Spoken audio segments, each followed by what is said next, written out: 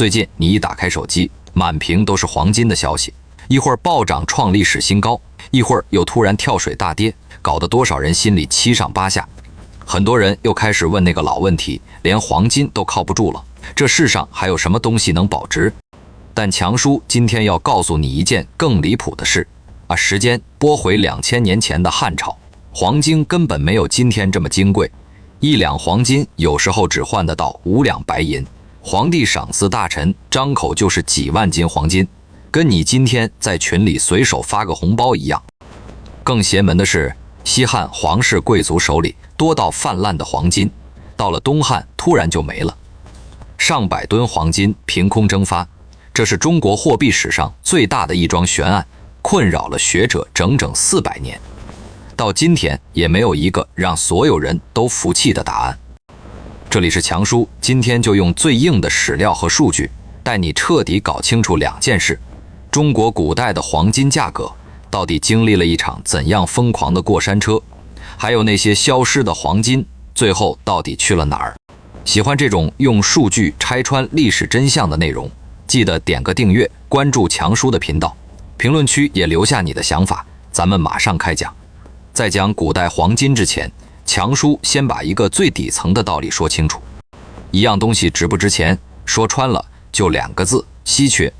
你看古代的盐，平日里一点不起眼，可一旦战乱，把盐路一卡，立马贵得能要人命。不是盐变金贵了，是它一下子变少了。黄金也是同一个理。今天它为什么这么贵？因为全世界辛辛苦苦挖了几千年，地上的黄金加起来也就大约20万吨，全融了也就灌满3个半奥运会标准泳池。就这么点东西，全世界几十亿人抢着要，它能不贵吗？可在2000多年前的中国，情况完全反过来。那时候的黄金多到什么程度？多到皇帝拿它当打赏的零花钱，多到贵族拿它给死人陪葬，多到你听完下面这几个数字，会怀疑自己对黄金的认知是不是全错了。咱们把时间拨回到西汉，也就是公元前202年到公元8年，这210年是中国历史上黄金存量最惊人的年代。惊人到什么地步？强叔从一次赏赐说起。当年汉武帝打匈奴，大将军卫青率几万精骑从定襄出塞，一路追到漠北深处，把匈奴右贤王打得屁滚尿流，俘虏15000多人，牛羊牲畜几十万头。捷报传回长安，汉武帝龙颜大悦，在未央宫摆下庆功宴，当场下旨重赏出征的将士。史书上记下的这笔赏金是黄金20万斤。这里先埋一句，古书里说的金是不是全等于今天的足金？后面咱们会专门掰扯，但至少说明一件事：西汉上层赏金的规模是真的大得吓人。你先记住，这是赏给整支大军的，不是卫青一个人独吞。但就算摊到全军头上20万斤，这个总数也已经吓死人。你想象那个场面，殿外的太监弓着腰排成一条长龙，一箱一箱往里抬，那些红漆大木箱又沉又大，2个人抬一个还直晃。箱子落地的时候，砸在大殿的石板上，闷响一声，里面金饼撞金饼，发出沉闷的哐当声。打开一看，里面码得整整齐齐，全是拳头大的圆形金饼，成色极好，表面微微凹陷，边缘凸起，拿在手里沉甸甸的，暗黄的光泽在烛火下一闪一闪，每枚大约半斤，也就是250克左右。20万斤，按汉朝1斤等于现在250克来折算，就是整整50吨。这50吨黄金到底有多吓人？强叔用2把尺子帮你量一量。第一把尺子，按今天每盎司4000多美金的国际金价来算，光这50吨金属本身就值70多亿美金，比不少纳斯达克上市公司的市值还高。汉武帝打一场胜仗，犒赏3军，砸出去的金子放到今天，就是当场甩出去一张70多亿美金的支票。第2把尺子，咱们站回到西汉那个年代，当时一个在长安城里给官府跑腿办事的基层小吏，一年的死工资大约是610两矢，折成黄金还不到10斤。50吨黄金够给整整2万个这样的小吏不吃不喝发上1整年。你发现没有？同样一堆金子，用今天的金价量是70多亿美金的天价，退回2000年前却只够给2万个小吏发1年的工资。为什么差这么多？答案只有一个：西汉的黄金实在太多了，多到没今天这么金贵。一样东西到底值多少，从来不看它是不是金子，只看它稀不稀缺。这句话你先记住，后面整个故事都绕着它转。而且你别急着惊讶，这才只是其中一次。汉武帝在位54年，南征北战，东征西讨，能打的大臣不少，每打一次胜仗就赏一次。光是有明确记载的赏金，加起来就超过50万斤，折合120多吨。除了往外赏，皇宫里自己攒的更吓人。后来王莽篡汉，把未央宫的库房全撬开清点，你猜里面有什么？整整齐齐摆着60多个巨大的铁皮柜子，每个柜子里装着1万斤黄金。管库房的小吏拿着竹简，一柜一柜地点，点到手发抖。60多柜就是60多万斤，折合超过150吨。光这一个皇宫攒的黄金，就赶上今天世界上不少中等国家的全部黄金储备。这时候你心里大概已经在打问号了，这些记载靠谱吗？古书里说的金，会不会其实是黄铜？毕竟黄铜也是黄的，古人会不会搞混了？强叔告诉你这个问题，考古给出了非常有力的证据。2015年，江西南昌西郊的一片农田底下，考古队发掘出一座沉睡了2000多年的大墓——海昏侯墓。墓室打开的那一刻，在场的考古人员全都倒吸一口凉气。棺椁旁边紧挨着2个大木箱，箱盖一掀，里面密密麻麻码着一层又一层金器。大的金饼有巴掌那么大，圆圆扁扁，正面微微凹下去，背面凹凸不平，每块都有半斤重。小一点的马蹄金更精致，做成马蹄的形状，中间空心，底部居然还刻着一个中字。旁边的磷脂金更讲究，仿照传说里麒麟脚趾的样子打造，通体金光灿灿，底部也嵌着小字。考古人员戴着白手套，一件一件小心翼翼地取出来，放在铺了软布的托盘上，登记编号，清点了整整好几天。最后的数字让所有人震惊：金饼385枚，马蹄金48枚，其中大马蹄金17枚，小马蹄金31枚，磷脂金25枚，还有20块薄薄的金板，一共478件黄金器物，总重量超过120公斤。送去实验室一检测，不少成色都很高，接近足金，比今天很多金店卖的首饰都不差。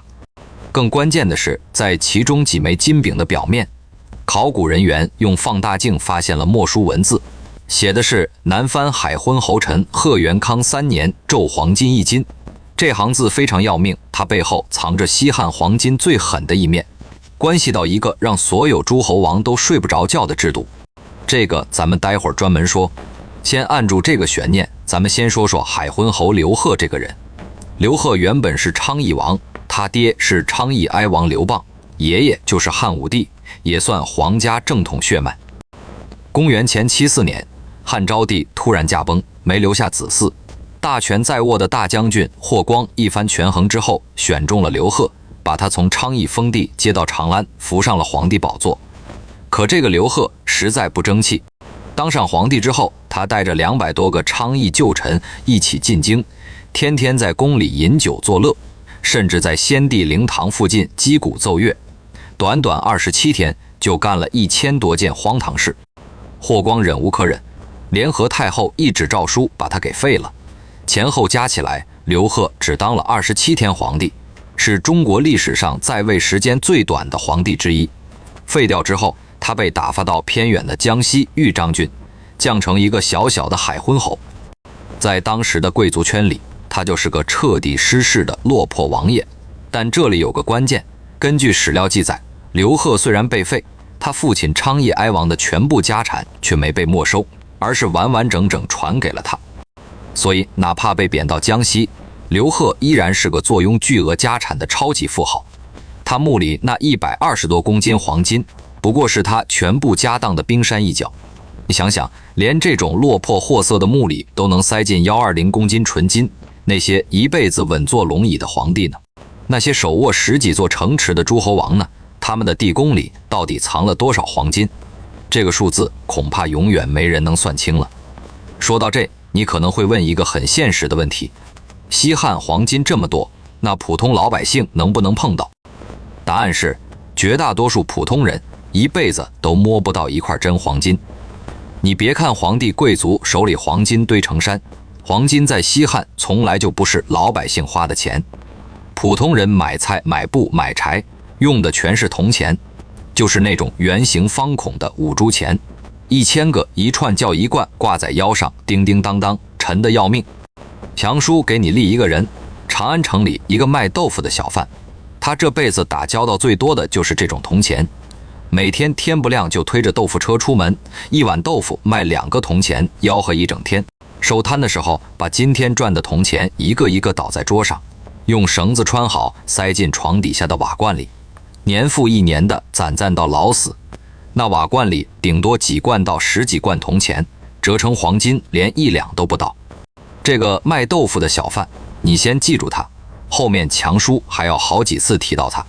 对底层百姓来说，黄金就是个只活在传说里的东西，它属于另一个世界，属于皇帝、诸侯、将军和大商人的世界，普通人跟它毫无交集。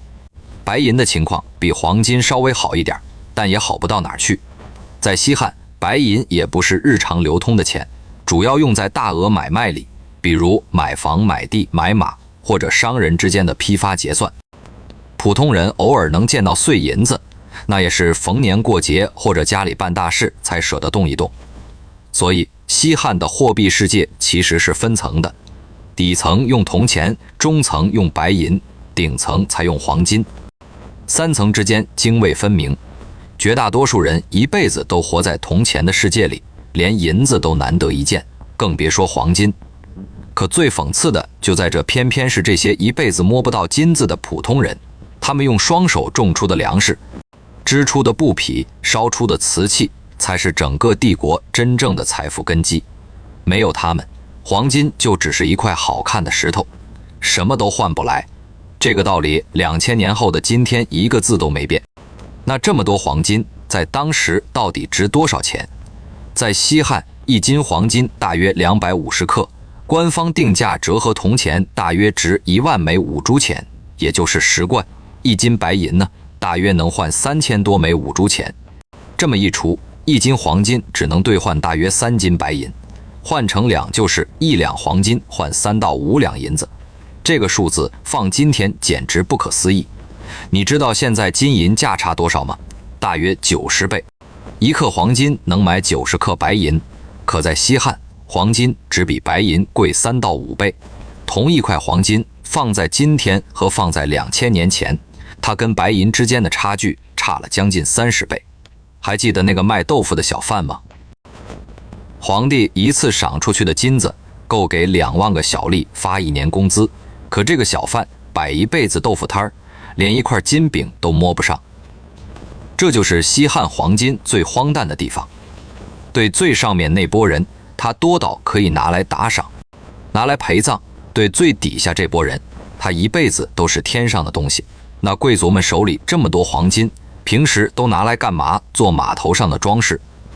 有个东西叫当炉，你可能没听过，就是挂在马额头上的一块金属牌。贵族家的马当炉上要描金画彩，光一匹马头上的装饰就要用掉好几两黄金。除了装饰马，他们还拿黄金做酒杯、做腰带扣，用金丝编成花纹缝在衣服上。更夸张的是，死了还要带进棺材嘴里，含金，眼上盖金，手里握的还是金。在他们眼里，黄金就是一种比较好看的金属，拿来装点门面，顺便伺候死人。可就是这么个被随手打赏、被随便陪葬的东西，到了东汉，突然就从史书里大批消失了。这事到底有多反常？强叔给你摆组数字：西汉皇帝赏黄金，史书上记了100多次，张口就是几千斤、几万斤。可到了东汉，赏金的记录一共只剩9次，9次你一只手都数得过来，赏赐总量加起来才2万多金，只有西汉的2%，连个零头都不到。刘备当年打赢汉中之战，犒赏诸葛亮，关羽这些头号功臣，每人才给了500斤黄金，这数字放在西汉，连赏一个中等功劳的将领都不够看。你想想，这就好比一家公司去年年终奖总预算1个亿，今年突然缩水到200万，不是老板变小气了，是公司账上真的没钱了。那些动辄几十万斤的黄金到底去了哪儿？这是困扰了中国学者整整400年。最早把这个问题摆上台面的是明末清初一个超级狠人顾炎武。这人你可能听过，明朝灭亡之后，他拒绝给清朝当官，一个人骑着马，拉着几箱子书，跑遍了大半个中国，边走边读边写，写出了一本震古烁今的日志录。他翻两汉史书的时候发现，汉朝人花黄金跟流水似的，可到了他生活的明末清初，谁能一次拿出几百两黄金就已经算富甲一方了。黄金的数量断崖式往下掉，而且不是少了一点，是整个量级都变了。他在书里写下一个问题：后世再也没有出现过汉代那样大量使用黄金的盛况，这到底是为什么？这个问题一抛出来，几百年间无数学者前赴后继的研究，到今天也没有一个能让所有人都服气的答案。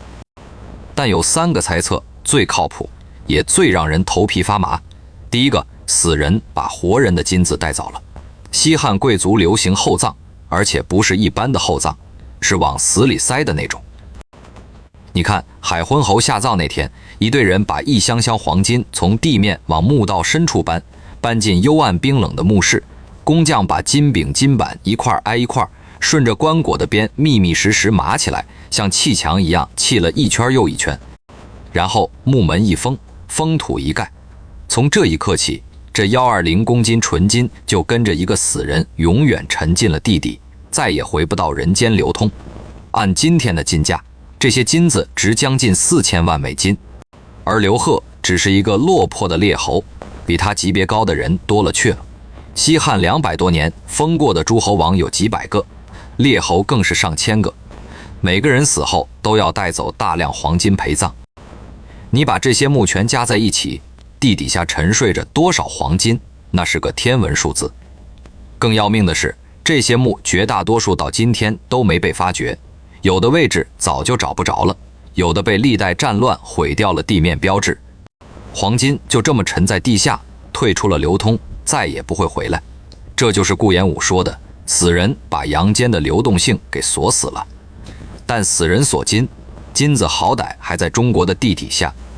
真正让黄金回不来的是下一种，他把金子变成了谁都不敢动的东西。佛祖把金子吃了，佛教在东汉末年从印度传进中国，然后就像野火一样疯狂蔓延，从洛阳到长安，从江南到塞北，短短几百年，全中国修起了成千上万座寺庙，铸了数不清的佛像。而佛像最重要的工艺之一就是鎏金。什么叫鎏金？就是把黄金和水银混在一起，变成一种银白色的金汞合金。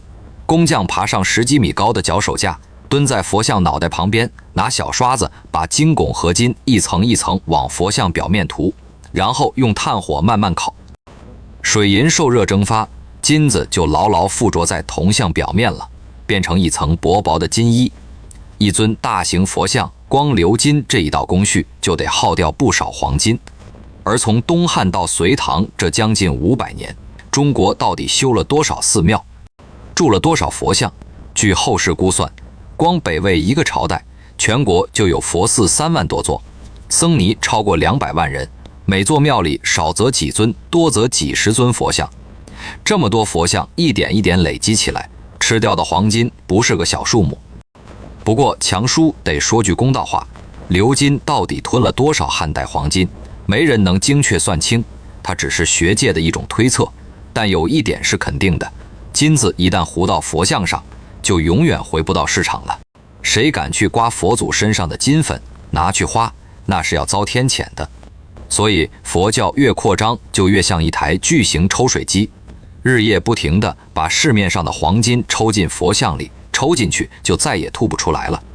死人锁金，神佛吞金，金子至少还在中国的土地上，可还有第三种说法，说金子根本出了国，再没回来。这就是有学者推测的对外贸易把黄金漏出去了。丝绸之路打通以后，中国卖出去的是丝绸、瓷器、茶叶，换回来的多是香料、琉璃、宝石、汗血、马好看、好闻，跑得快，可没一样能当钱花。一来一去，贵金属可能就一点点流出了国门。不过这一条，强叔得提醒你，丝路到底漏走了多少黄金？锐界争议其实很大，甚至从罗马人留下的抱怨看，那个年代很多时候反而是西方的金银往东边流得更凶，方向恰恰相反。所以这种说法你听个思路就行，千万别当成铁案。死人锁一批，佛像吞一批，外流漏一批。可除了这三种，还有一种最冷静也最扫兴的看法，也许汉代的黄金本来就没有史书写的那么多，古书里的金有时候指的是黄铜，不一定都是真金，那些万金万金的记载也难免有夸大。换句话说，不是金子凭空消失了，而是它压根儿没那么多。可偏偏海昏侯墓里那120公斤成色极高的足金又实实在在摆在那儿，证明上层手里的真金确实多得惊人。所以你看，这桩悬案吵了400年，连到底有没有那么多金子，学者都没吵出个统一答案。我们唯一能确定的只有一个结果，从东汉开始，黄金是真的越来越少了。不过在黄金还堆满国库的西汉，他干的可不只是当钱花，他还是皇帝手里一把杀人不见血的刀。这就得说回海昏侯金饼上那3个字郎金，这2个字是西汉最让诸侯王闻风丧胆的制度之一。说白了，就是皇帝逼着你交保护费，而且还得用黄金交。这制度从汉文帝时期就开始了。规矩是这样，每年8月，朝廷要在太庙举行盛大的昼祭。什么叫昼？就是一种反复酿造的高浓度好酒。皇帝在太庙用这种酒祭祀祖先，而全国所有的诸侯王和列侯都必须在这一天，按自己封国里的人口数量向朝廷进贡黄金，这就叫昼金。这黄金不是随便交就算数的，每一块金饼都要严格检验，朝廷专门派人来称重量、验成色，少1厘都不行，纯度差一点都不行。一旦查出你交的金子分量不足或者成色不够，那就不是罚款这么简单了，轻的罚俸禄，重的直接削你的爵位，封地全部没收，你就从一个诸侯王变成一个什么都没有的平头百姓。汉武帝把这套玩到了登峰造极，他本来就想削藩，昼金制度刚好给了他一个完美的借口。公元前112年，汉武帝借口当年的昼金不合格，一口气废掉了106个列侯的爵位。史书上记了一句话：列侯做昼金，失侯者100余人。106个贵族一夜之间从锦衣玉食变成平头百姓，家产没收，封地充公，老婆孩子跟着一起遭殃。这就是为什么海昏侯刘贺墓里的金饼要工工整整刻上海昏侯陈贺胄黄金1斤这样的字。这些金饼就是他每年精心备好，随时要上交朝廷的保护费，成色不够，脑袋搬家。所以每一块都得成色十足，半点不敢马虎。你再回头看看那个卖豆腐的小贩，他守着床底下那罐铜钱，一辈子最大的烦恼不过是哪天豆子涨价了。可同一片天底下，那些住在高墙大院里的诸侯王，每年到了8月都得为几块金饼的成色提心吊胆，交得好继续当你的王爷，交不好皇帝一句话就让你倾家荡产。对小贩来说，黄金是个传说；对诸侯来说，黄金是一把悬在头顶的刀。同样一块金子落在不同人头上，分量天差地别。这就是西汉。可昼金这套把戏，只有黄金还多的时候才玩得起。后来黄金越来越少，连皇帝都玩不动了，而黄金越少就越贵。唐宋时期，1两黄金已经能换5到6两白银，比西汉翻了1倍。唐朝的皇帝要是还像汉武帝那样，动不动赏几万斤黄金，国库早搬空了。所以唐朝赏大臣更多的是赏丝绸、赏铜钱、赏土地。黄金成了真正的稀罕物。到了宋朝，1两黄金能换6到10两白银，金子更金贵。你看《水浒传》里，梁山好汉出手阔绰，动不动就是10两银子。但你注意，他们花的全是银子，从头到尾几乎没人掏过金子。不是好汉们不想花黄金，是黄金在宋朝已经太贵了，连这些劫富济贫的大盗都摸不到几块金子。真正让金银比价彻底失控的是明朝，而这背后是一场跨越半个地球的白银大潮。明朝初年，朱元璋定的官方汇率是1两黄金换4两白银，可这个价很快就压不住了。明朝中期蹿到1比7、1比8，明朝末年直接飙到1比10，甚至1比13。为什么明朝涨得这么凶？因为这时候地球另一头出了一群玩白银的顶级老手。西班牙人大航海时代一开，西班牙人在南美洲的玻利维亚挖到了一座银山——波托西。这座矿被他们叫做富裕之山，矿脉粗得像大树根，里面的白银多到挖不完。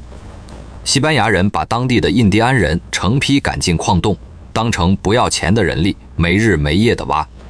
银子几乎是零成本，从地里抠出来的矿石，在山顶熔成一定的银砖，装上骡马，翻山越岭，运到太平洋边上的港口，再塞进大帆船，横渡半个地球，一路开到菲律宾的马尼拉。在马尼拉的码头，等着这些白银的是成群结队从福建、广东开来的中国商船。中国人把丝绸、瓷器、茶叶卸下船，西班牙人把白花花的银子搬上来，一船一船往中国灌。你站在大明的角度想想，这笔买卖，你辛辛苦苦织出来的丝绸，烧出来的瓷器，全是真材实料、真手艺，换回来的却是别人几乎白捡的银子。银子一多就不值钱，可中国的黄金产量几百年没怎么涨，一边白银哗哗贬值，一边黄金纹丝不动，金银比价能不飞起来吗？站在今天回头看，这其实就是大航海时代的全球贸易，把美洲的白银源源不断地搬进了中国。据学者估算，明清2代全世界新挖出来的白银有相当大一部分最后都沉进了中国。白银越堆越多，自然越来越贱，而黄金的产量几百年纹丝不动，一边贱一边稳，金银比价想不飞都难。到了清朝，这趋势继续狂奔。乾隆年间，1两黄金要换14两白银。到了晚清光绪年间，鸦片战争之后，白银大量外流，银子贬得更狠，金银比价直接冲到1比20，差不多是西汉的7倍。而今天呢，按最新的国际行情，金银比价大约是1比90。从西汉的1比3到5，到今天的1比90，2000多年的时间，黄金相对白银硬生生贵了几十倍。这条曲线要是画在一张图上，就是一根从左下角一路斜冲到右上角的陡线，2000年没回过一次头。回头再看这2000年的黄金价格时，你会咂摸出一个扎心的真相：一样东西到底值多少钱，从来不是这东西本身说了算，而是围绕它的供需关系和整套经济秩序说了算。西汉的时候，黄金多得堆满皇宫，商业又不发达，流通的需求很弱，所以它就是一块好看的金属，不比银子金贵多少。后来黄金越来越少，国际贸易越来越多，全世界都认它是硬通货，价格才一路飞上了天，变成今天你我心里那个高高在上的贵金属之王。黄金真正的价值从来不在它闪不闪，而在于一个时代。相信什么？西汉信权力，黄金就是皇帝攥着诸侯命门的工具。交得起胄金，你继续当王爷；交不起一纸诏书，让你倾家荡产。明清信白银，海量银子从美洲涌进来，黄金被越抬越高。到了今天，全世界信市场，黄金就成了屏幕上一个跳动的数字，涨了你高兴，跌了你焦虑。可2000年的历史反复在说同一句话：所有被人捧上神坛的硬通货，铜钱、银子、黄金、纸币，没有一种是永远靠得住的。唯一从来没贬过值的是土地，是手艺，是你明天醒来还能凭自己的本事挣到一口饭的那份能力。还记得开头那个长安卖豆腐的小贩吗？他一辈子没摸过一块金子，可他每天天不亮就起来磨豆子，靠一双手养活了全家，活得踏踏实实。他的安全感不来自床底下那管铜钱，而来自他那门磨了一辈子的手艺。所以下次再看到金价跳水，看着账户里的数字往下掉，心里发慌的时候，不妨想想，2000年来涨涨跌跌的一直是金属的价格，从没变过的是一个人靠自己活下去的本事。今晚听到这儿，要是你心里也通透了一点，欢迎在评论区打出6个字：黄金不如手艺，当做咱们这些看透历史的人之间的街头暗号。也欢迎你聊聊现在的黄金，你觉得还值不值得买？强叔在评论区等你。觉得这期有干货的，帮忙点个订阅，关注强叔的频道。咱们下期接着聊更多被历史藏起来的财富真相，下期见。